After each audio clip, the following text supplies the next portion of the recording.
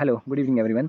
आज मैं आपसे बात करूँगा नोसीबो इफ़ेक्ट के बारे में और ये कितना वाइटल रोल प्ले कर सकता है आपकी रिकवरी की रुकावट में। ये कैसे आपके सिम्पटम्स को एनहांस कर सकता है, एम्प्लीफाई कर सकता है और नए-नए सिम्पटम्स, वियर्ड सिम्पटम्स आपको महसूस करा सकता है, बिना किसी फ़िज़िकल दिक्कत के, बिना किसी फ़िज़िकल कंडीशन के। तो मैंने मुझे याद है कि लास्ट ईयर एक प्लेसिबो इफ़ेक्ट के ऊपर एक वीडियो डाला था, जिसमें डॉक्टर जो डिस्पेंजा की book the you are the placebo के ऊपर बात करी थी।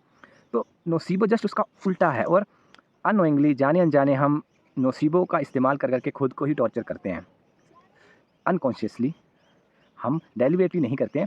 नोसीबो का सिंपल मतलब है कि आपके जो नेगेटिव बिलीफ्स हैं या एक्सपेक्टेशंस हैं किसी चीज़ को लेके, किसी दवाई के साइड इफ़ेक्ट को लेके या किसी एक्टिविटी से लेके, कि सपोज़ मैं बेंड होऊँगा तो मेरे को बैक पेन स्टार्ट हो जाएगी, या मैं कुछ लिफ्ट करूँगा तो नेक पेन स्टार्ट हो जाएगी, या मैं कोई पर्टिकुलर एक्सरसाइज करूँगा तो फिर मैं कई हफ्तों तक पेन में रहूँगा। तो ये सब आपने एक्सपेक्टेशंस फीड कर रखी हैं अपने सबकॉन्शियस ब्रेन में। तो वो फिर एक्चुअली में होती हैं ये चीज़ें। आप जैसे कोई एक्टिविटी करोगे तो आप पेन में आ जाओगे, आप कोई सर्टेन ड्रग लोगे, कोई सर्टेन फूड खाओगे तो आपको एलर्जीज़ हो जाएँगी। ये आउटकम्स हैं नेगेटिव एक्सपेक्टेशंस की वजह से, जो सबकॉन्शियस माइंड में हमारे प्रोग्राम हो चुकी हैं। क्यों? क्योंकि हमने सोसाइटी में सुना है, औरों से, किसी को देखा है, डॉक्टर गूगल से पूछा है या कहीं पढ़ा है, और हमारी अपब्रिंगिंग जो हुई है, फैमिली में सुना है, रिश्तेदारों से सुना है, या किसी क्लोज़ को, रिलेटिव को पेन में देखा है और उनसे सुना है कि यार मुझे तो इस चीज़ से दिक्कत होगी, अब मैं तो बिल्कुल ही नहीं कर पाता हूँ, ये चीज़ तो मैं बिल्कुल नहीं खा पाता हूँ। तो ये सब चीज़ें प्रोग्राम करती हैं आपके माइंड को, और उससे नोसीबो का जो है वो बेस तैयार होता है। इसके ऊपर भी कई सारी रिसर्चेज़ हो चुकी हैं कि nocebo effect can cause real symptoms in your body ना, और वो ब्रेन ही हेल्प करता है। नोसीबो इफ़ेक्ट के थ्रू ब्रेन आपकी बॉडी में different sort of symptoms produce करता है।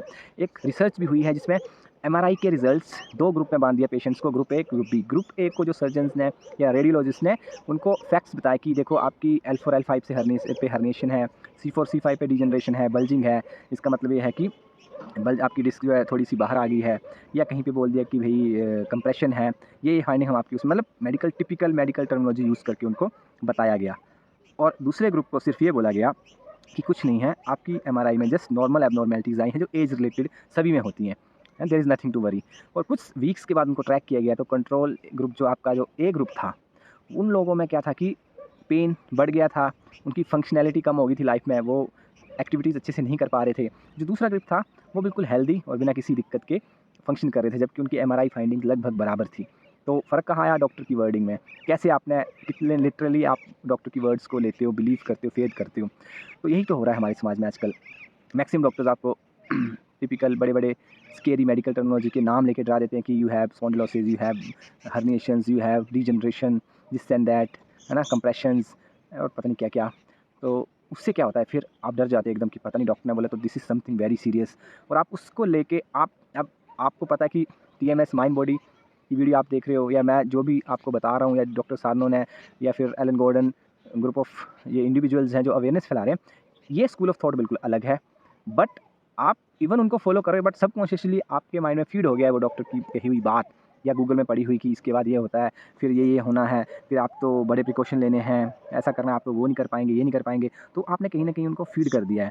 और अब आप बोलते हैं कि मैं तो समझ गया हूँ टीएमएस का कांसेप्ट, मुझे पता है माइंड प्रोड्यूस कर रहा है। बट कैच क्या है कि उसी माइंड में कहीं न कहीं वो अभी भी विचार फीड है नोसीबो का, कि आप ये एक्टिविटी करेंगे तो आपको पेन होगा, आप वो खाएँगे तो आपको ये दिक्कत होगी, आप ज़्यादा देर बैठेंगे, ज़्यादा देर चलेंगे या ड्राइव करेंगे, झटके लेंगे तो आपका पेन फिर से वापस आ जाएगा। वो नोसीबो इफ़ेक्ट आपने कहीं न कहीं अपने माइंड में अभी भी स्टोर करके रखा है। तो सॉल्यूशन क्या है? सॉल्यूशन है प्लेसिबो, पॉजिटिव आउटकम्स के बारे में सोचना है, अपने बिलीफ्स को, फेथ को पॉजिटिविटी की तरफ ले जाना है। नोसीबो का जस्ट उल्टा आपको फ़ॉलो करना है, क्योंकि एविडेंस आपको देने हैं ना ब्रेन को। इतने सारे रिसर्च बेस्ड डाटा है हमारे पास, इतने सारे इंटरव्यूज़ हैं, मैं बार-बार कहता हूँ, इतनी सारी बुक्स हैं, रिसोर्सेज़ हैं। तो ये आपकी ड्यूटी है कि नोसीबो को समझना है। नोसीबो का एक आप पावर समझ नहीं सकते, नोसीबो कितना पावरफुल चीज़ है। इवन लोगों की डेथ हो जाती है नोसीबो इफ़ेक्ट में।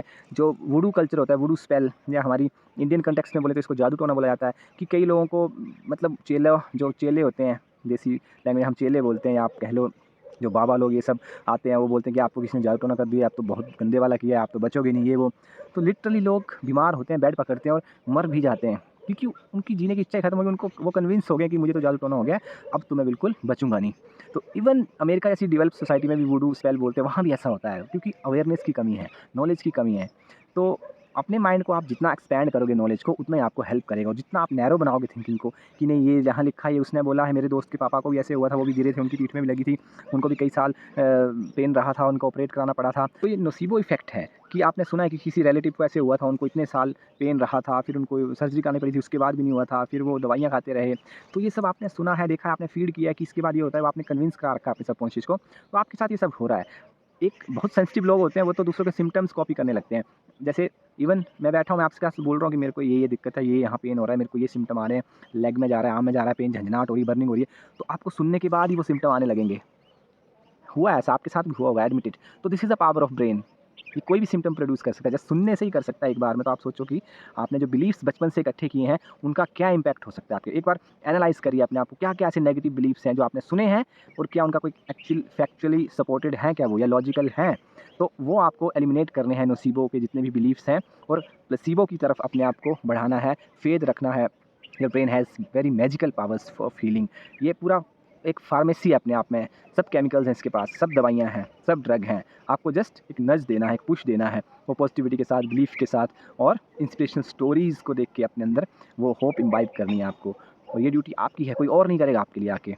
मैं कितनी बार भी बोल दूँ, but unless you are ready, जब तक आप रेडी होके खुद पे इम्प्लीमेंट नहीं करेंगे, तब तक आप 10 घंटे भी ये वीडियो देखेंगे और कोई और वीडियो देखेंगे सेम चीज़ पे, तो जब तक आप विलिंगली सिंक्रोनाइज़ नहीं करेंगे, रिदम मैं जो बोल रहा हूँ उस फ्रीक्वेंसी के साथ अपने आप को मैच नहीं कराएँगे कि मैं एक्चुअली में क्या बताना चाह रहा हूँ आपको, तब तक आपको रिजल्ट्स देखने को नहीं मिलेंगे। So you have to be on the same frequency as I M.